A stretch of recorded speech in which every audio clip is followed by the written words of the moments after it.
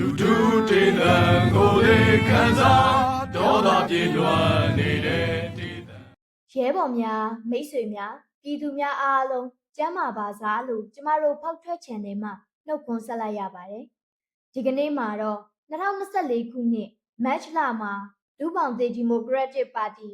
တီစည်းရုံးရေးစာစဉ်မှဖော်ပြတင်ဆက်ခဲ့တဲ့ဒီလစကားကိုဖတ်ကြားတင်ဆက်ပေးမှာဖြစ်ပါရဲ့ရှင်မတ်လရနံ့မတ်လမှာရနံ့ရှိတယ်မတ်လရနံ့ဆိုတာတော်လှန်ရနံ့ဖြစ်တယ်လွန်ခဲ့တဲ့89နှစ်1945ခုနှစ်ရဲ့ဒီမတ်လမှာရက်ဆက်ကြမ်းကြုတ်တဲ့ဂျပန်ဖက်စစ်ဓမြလူရိုင်းတွေကိုဗမာမြေပေါ်ကတော်လှန်မောင်းထုတ်ခဲ့ကြတယ်။လွန်ခဲ့တဲ့86နှစ်1948ခုနှစ်ရဲ့ဒီမတ်လမှာပဲဗမာပြည်ကွန်မြူနစ်ပါတီဟာလက်နက်နဲ့ဗိုလ်ကျအနိုင်ကျင့်လာတဲ့ဖဆဆိုရှယ်အုပ်စုဖဆပါလာဆိုရှယ်လစ်ပါတီကိုခေါင်းငုံမခံအန်တုတော်လှန်ပြီးပြည်သူဒီမိုကရေစီလက်နက်ကင်တော်လှန်ရေးကိုစတင်ခဲ့တယ်။လွန်ခဲ့တဲ့3နှစ်2021ခုနှစ်ရဲ့ဒီမတ်လမှာပဲအာဏာသိမ်းစစ်အုပ်စုကိုစန့်ကျင်ဆန္ဒပြကြတဲ့လူမျိုးစုံဗမာပြည်သူတွေရဲ့အထွေထွေတပိတ်ကြီးဟာຫນွေဦးတော်လှန်ရေးပြည်သူခုခံစစ်အဖြစ်တဆင့်တက်ခဲ့တယ်။ဒါကြောင့်ဥတုရာသီတဘာဝအရာရွက်ဟောင်းကျွေရွက်တစ်ဝေတဲ့မတ်လဗမာပြက်ကတိန်အရာနှစ်ဟောင်းကုံဆုံးတဲ့တပေါင်းလာဟာရာသီနမိတ်အရာကိုအကောင်းဖြတ်ဖြိုးပြီးအသစ်စီမျှော်ရည်ရှေ့တိုးတက်တဲ့သဘောတော်လှန်ပြောင်းလဲတတ်တဲ့သဘောကိုစောင့်နေမတ်လရနံ့ဆိုတာတော်လှန်ရနံ့ဖြစ်တယ်လူပောင်သစ်ဒီမိုကရက်တစ်ပါတီအနေနဲ့လူတွေရဲ့ဖြတ်တန်းတိုးတက်ခဲ့ရတဲ့လူမှုလက်တွေကိုလက်ခံမယ်အဖိနှိတ်ခံတွေဘက်ကရက်မယ်ဘလို့ခွဲခြားဖိနှိတ်မှုမျိုးမဆိုစန့်ကျင်မယ်အဖိနှိတ်ခံပြည်သူတွေရဲ့သွေးစည်းညီညွတ်တဲ့ရုန်းကန်လှုပ်ရှားမှုတွေနဲ့ရင်ဆိုင်ရတဲ့ပြဿနာအရရက်ကိုကြော်နင်းအောင်မြင်နိုင်မယ်လို့ပါတီရဲ့နိုင်ငံရေးရည်တည်ချက်ကိုအတိအလင်းဖော်ပြထားတယ်။အဲ့ဒီရည်တည်မှုယုံကြည်မှုအတိုင်းຫນွေဦးတော်လှန်ရေးမှာတိုက်ပွဲဝင်ပြည်သူလူထုကြီးနဲ့အတူလက်တွဲပူးပေါင်းတိုက်ပွဲဝင်ခဲ့တယ်။တော်လှန်တဲ့ပြည်သူတွေရဲ့နီးသဏ္ဍာန်ပေါင်းစုံလှုပ်ရှားမှုတွေမှာဆက်ပူးပေါင်းပါဝင်ခဲ့တယ်။အခု3နှစ်တာလွန်မြောက်လို့တော်လှန်ရနံ့တင်ပြန်တဲ့မတ်လဟာကြော့ပြန်လေရောက်ခဲ့ပြီပြည်သူရန်သူစစ်အုပ်စုအတွက်မရဏခေါင်းလောင်းတန်လဲညီဟိန်းလာခဲ့ပြီပြည်သူသဘောထားကို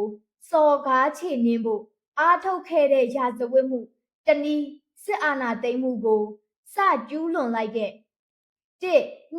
2021မှာကတည်းကအာဏာသိမ်းစစ်အုပ်စုဟာနိုင်ငံရေးတက်ကုန်ခဲ့ပြီဘလို့ဖုတ်သက်သွင်းအစိမ့်တိုက်ညီမျိုးနဲ့မှဗမာပြည်သူတွေရဲ့မျက်မှောက်မှာစစ်အာဏာရှင်စနစ်ဆိုတာနိုင်ငံရေးကြံဖို့အရာနလန်ထူစရာမရှိဘုံလဲကြခဲ့ပြီးဖြစ်တယ်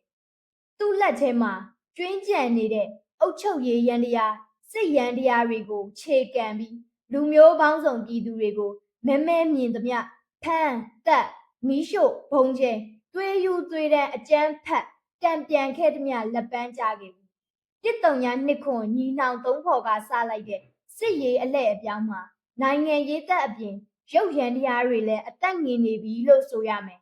တော်လှန်အင်အားစုတွေရဲ့ဖြစ်ပေါ်တိုးတက်ရမှုဟာတဘာဝကြနှေးကွေးပေမဲ့3နှစ်ကြာကာလအတွင်းဖြည်းဖြည်းမှန်ဖွံ့ဖြိုးနေတယ်စစ်အုပ်စုဟာသူ့တင်ချိုင်းစီသူ့ဘာသာတရွေ့တိုးသွားနေတယ်အခုစစ်မှုမထမ်းမနေရဆိုတဲ့အမိန့်ထုတ်ပြန်မှုဟာတေမင်းငင်ခိုက်သွေးယူသွေးတန်းအာခေါင်ချစ်ဟစ်လိုက်တဲ့အော်မီတန်ပဲ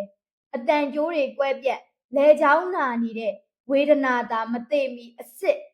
ထက်ခံစားရယုံပဲရှိမယ်။ຫນွေဦးတော်လှန်ရေးပြည်သူခုခံစစ်ဟာလက်နက်ကင်တိုက်ပွဲကိုအဓိကအခြေခံပြီးအခြားတိုက်ပွဲတံပေါင်းစုံနဲ့ပေါင်းဆက်လှုပ်ရှားရတဲ့တိုက်ပွဲပဲ။တေကန်ဤစကားဆရဲ့စစ်မှုထမ်းဥပဒေဆိုတာအခြားတိုက်ပွဲတံပေါင်းစုံတိုက်ပွဲမျက်နှာစာပေါင်းစုံတိုးချဲ့ဖြစ်ပေါ်လာဖို့သူကိုယ်တိုင်အတိမဲ့